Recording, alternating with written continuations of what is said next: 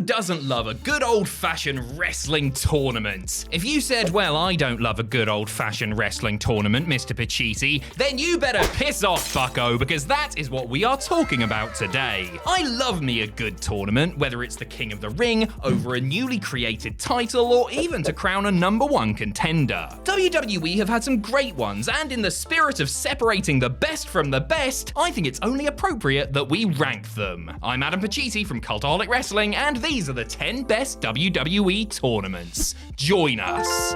Number 10, the WWE title tournament at WrestleMania 4. The fourth WrestleMania was all about the tournament to crown a new WWE champion. The title was vacant heading into the event after Andre the Giant had controversially beaten Hulk Hogan for it, before giving it to Ted DiBiase after the $1 Million Man paid off the 8th wonder of the world. Naturally, WWE President Funny Jack Tunney wasn't going to stand for such shenanigans and put the strap up for grabs in a 14-man single elimination tournament. The star power was high, with Hogan, Andre, DiBiase, Savage, Steamboat, Roberts, and Rude all sticking out as potential winners. One issue the tournament had was that all of the matches, 12 in total, took place on one show, which also had 4 other non-tournament bouts. As a result, few of them got a chance to properly develop. There were a couple of upsets, like Greg Valentine beating Steamboat in the first round, and some creative booking too. In the end, it was Macho Man's night, as he got past Butch Reed, Greg Valentine, and One Man Gang before upsetting DiBiase in the final. It was a great one-night performance from Savage, and a great moment for a deserving performer who got to win his first WWE title on the grandest stage. Number 9, the United States Championship Tournament on SmackDown in 2003. Not long after Raw resurrected the Intercontinental title in a rubbish battle royal, SmackDown decided to do the same with the United States Championship, giving both brands a proper secondary singles title for the mid-card pack to fight over. And the Blue Brand's roster was stacked at the time, with those at the top of their game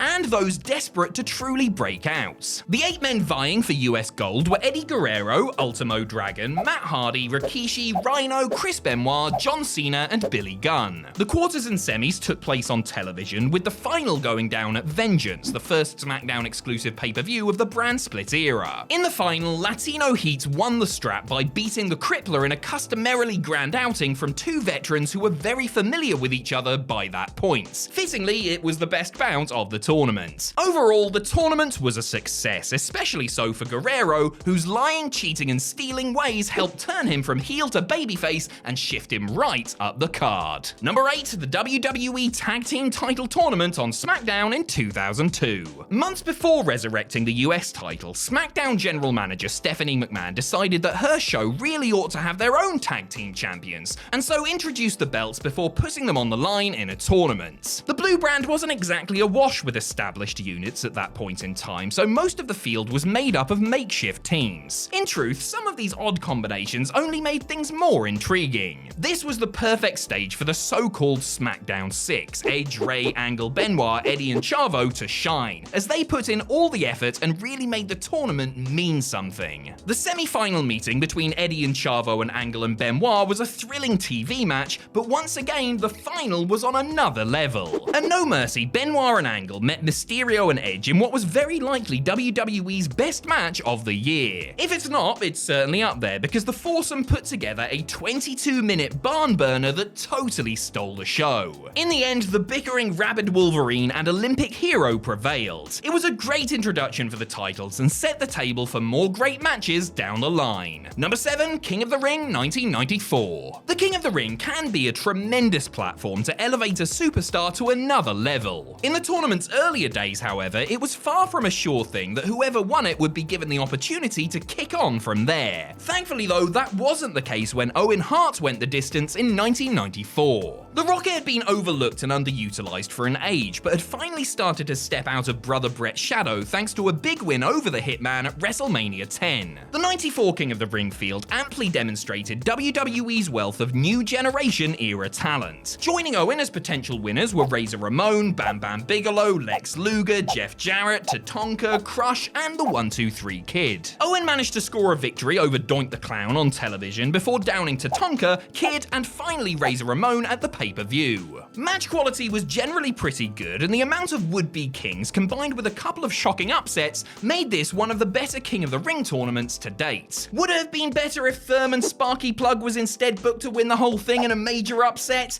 It's not for me to say, but the answer is almost certainly yes. Number 6, the WWE title tournament in 2015. When Seth Rollins suffered a serious knee injury at a house show in Dublin on November 4th, 2015, the timing wasn't great. Not that there's ever a great time to get injured, but the Architect was reigning as WWE champion at the time and gearing up for a showdown with Roman Reigns at the upcoming Survivor Series. The big dog would have likely beaten his former Shield teammate at the pay-per-view, but WWE were now forced to improvise and come up with alternative plans. And so they devised a 16-man tournament to crown a new champion, with the first round and quarterfinals taking place on TV and the semis and final going down at Survivor Series. Though Reigns and to a lesser extent Dean Ambrose were clear favourites, the field included a few others just bubbling under the surface that looked poised to cause a surprise. Kevin Owens, Cesaro, Neville, Alberto Del Rio, and Ryback were outside bets in a tournament where match quality was, on the whole, damn decent. In the end, it was no surprise to see Reigns and Ambrose in the final, and even less shocking to see Roman walk out with the belt. What was slightly shocking was the post-match scene, with Sheamus running out and raining on his parade by cashing in his Money in the Bank briefcase, with a little help from Triple H, by the way,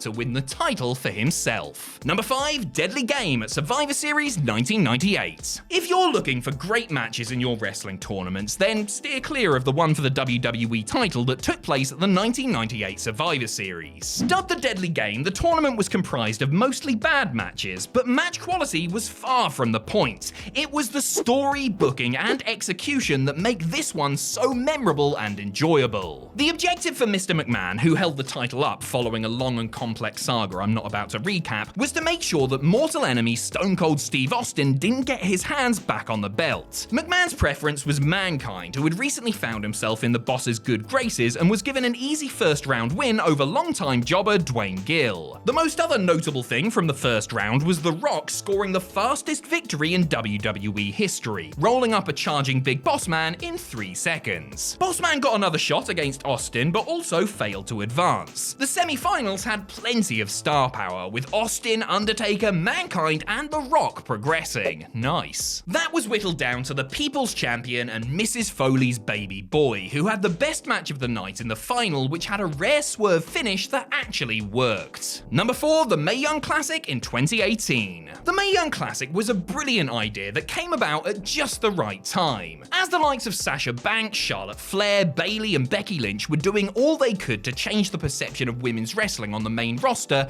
and several waiting in the wings in NXT were showing the potential to do the same, WWE invited 32 women from around the world to compete in a single elimination tournament. The first tournament in 2017 was good, but the 2018 iteration was arguably even better. It was a long and grueling endeavor, with matches starting on August 8th and running until the all-women Evolution pay-per-view on October 28th. The matches varied in length and style and introduced the wider wrestling world to some lesser-known performers from countries such as Brazil, Chile, Portugal, China, Scotland, and beyond. There were notable moments like Tegan Nox's unfortunate injury and great stories being told throughout too. The standout performers from the tournament were Australia's Toni Storm and Rhea Ripley, and Japan's Io Shirai and veteran Meiko Satomura. In the final, Storm beat Shirai in a tremendous match. Number 3, the Cruiserweight Classic. A year before the Mae Young Classic, WWE ran the Cruiserweight Classic, a similar concept but for male performers who weighed 205 pounds or less. WWE invited the cream of the cruiserweight crop from the world over, at least not those signed to another company anyway, as the High Flyers competed to become not just the tournament winner, but the inaugural Cruiserweight champion. It was a great blend of styles and types, featuring those with well-known international reputations like Kota Ibushi, Zack Sabre Jr. and Johnny Gargano, and relative unknowns too.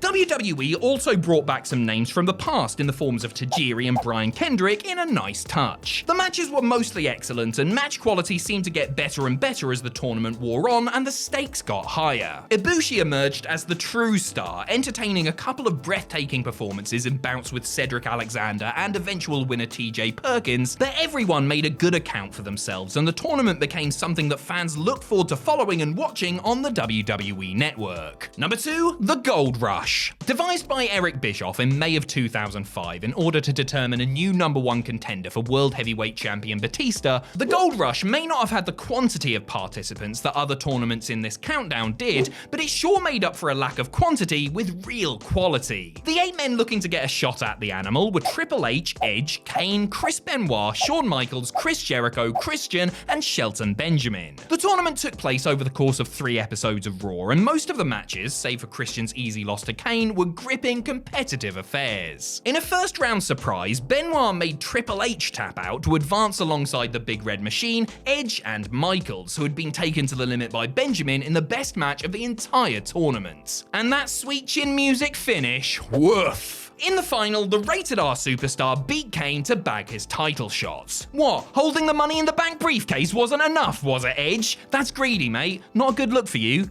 Should know better. Disappointing. Number 1, King of the Ring 1993. Prior to 1993, the King of the Ring tournament was basically a yearly house show attraction designed to boost ticket sales in the Massachusetts and Rhode Island markets, and the winners either embraced the gimmick of King Whole Hog or otherwise didn't bother acknowledging it at all. Things changed in 1993 when the tournament was not only televised but got its own namesake pay-per-view. The first round went down on TV, while the quarters through finals took place at the pay-per-view itself. It was a mixed bag in terms of quality and believable winners, with Razor Ramon, Bam Bam Bigelow, Tatanka, Lex Luger, Mr. Perfect, and 1991 winner Bret Hart, who received a bye to the quarters, the bookies' favourites. The excellence of execution would repeat the feat and win the tournament, the first and thus far only time it has been won twice, not to mention consecutively, by one person. Grafting hard, Bret truly had his working boots on as he contested 3 brilliant but very different bouts with Razor, Perfect, and Bigelow. He and his skilled dance partners really made it feel more like a sporting contest with how they laid out the matches and finishes, and come the end of the night, Hart had wrestled for close to 40 minutes combined.